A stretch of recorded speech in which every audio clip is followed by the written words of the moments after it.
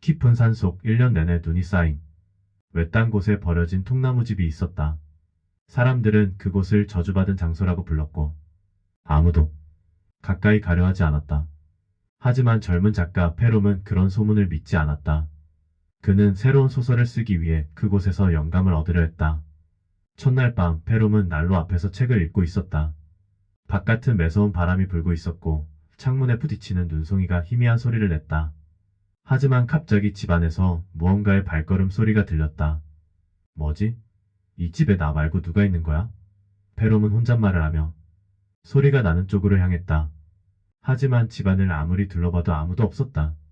아마 바람 소리겠지. 그는 스스로를 안심시키며 다시 자리에 앉았다.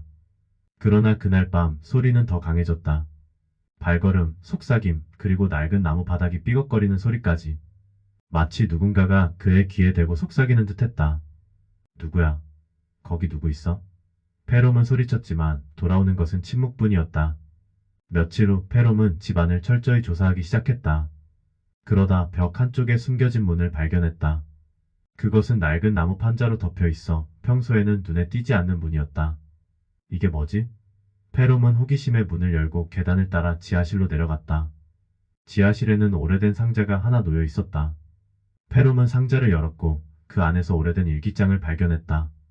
일기장을 읽어보니 이 집에 살던 한 가족이 눈 속에서 길을 잃고 이곳에 정착했지만 알 수 없는 존재가 그들을 괴롭혔다는 내용이 적혀 있었다. 가족은 점점 미쳐갔고 서로를 믿지 못하게 되었다. 마지막 페이지에는 우린 여기서 벗어날 수 없어. 그 존재가 우리를 지배하고 있어라는 문장이 쓰여 있었다. 이건 그냥 소설의 일부겠지. 페롬은 떨리는 손을 진정시키며 일기장을 덮었다. 그러나 그 순간 지하실의 불빛이 깜빡이기 시작하더니 완전히 꺼졌다.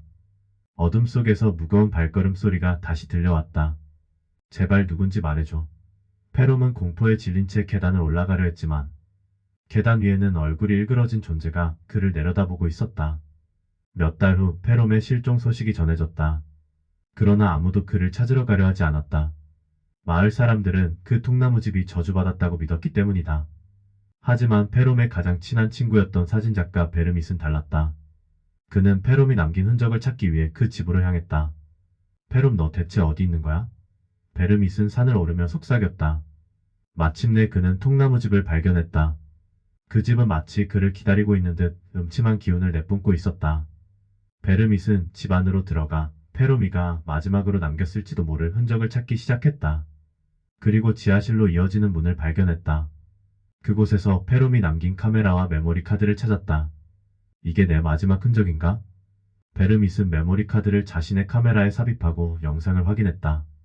영상에는 페롬이 지하실을 조사하던 장면이 담겨 있었다.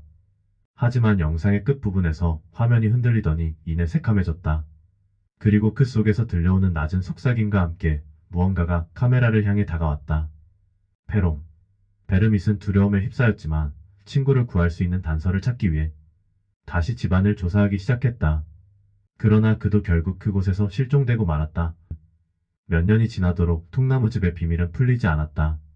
페롬과 베르밋의 실종 사건은 사람들의 기억 속에서 희미해져 갔다. 하지만 노련한 탐정이 샤샤는 이 사건에 흥미를 느끼고 있었다. 뭔가 중요한 게 빠져 있어 샤샤는 사건 기록을 뒤적이며 중얼거렸다. 그는 마침내 그 산속 통나무집으로 향하기로 결심했다. 샤샤는 산을 오르며 마을 사람들에게 들은 소문과 기록을 떠올렸다. 이곳이 정말 저주받은 장소라면 그 이유가 반드시 있을 거야. 마침내 통나무집에 도착한 샤샤는 집안을 철저히 조사했다. 그리고 지하실에서 발견한 일기장을 읽었다. 이건 단순한 미신이 아니군. 샤샤는 일기장에 적힌 고대의 비밀에 주목했다. 그는 일기장에 쓰인 내용을 따라 집안을 조사하던 중 벽 뒤에 숨겨진 방을 발견했다.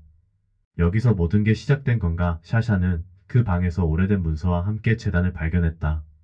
문서에는 이 집이 단순한 금광이 아닌 고대의 악령을 봉인하기 위해 만들어졌다는 내용이 적혀 있었다. 샤샤는 제단에 새겨진 주술을 해독하며 악령을 다시 봉인할 방법을 찾기 시작했다. 하지만 그 순간 방 안의 기운이 갑자기 바뀌며 어둠 속에서 악령이 모습을 드러냈다. 너를 다시 봉인해야 할 그게 유일한 길이야. 샤샤는 침착하게 주술을 읊조리며 제단을 활성화시켰다. 악령은 격렬하게 저항했지만 샤샤는 끝까지 주술을 완성시켰고 결국 악령은 제단 안으로 봉인되었다. 모든 일이 끝난 후 샤샤는 마을로 돌아와 자신이 발견한 진실을 알렸다. 그 집은 저주받은 것이 아니었어. 그것은 오래전부터 악령을 봉인하기 위한 장소였던 거야. 마을 사람들은 두려워했지만 그 집은 결국 철거되었고 금강은 영원히 봉인되었다. 그리고 통나무집에서 일어난 끔찍한 사건들은 점차 잊혀져 갔다. 하지만 그는 결코 그 산으로 다시 돌아가지 않았다. 산속의 깊은 어둠은 이제야 진정으로 잠들었기 때문이었다.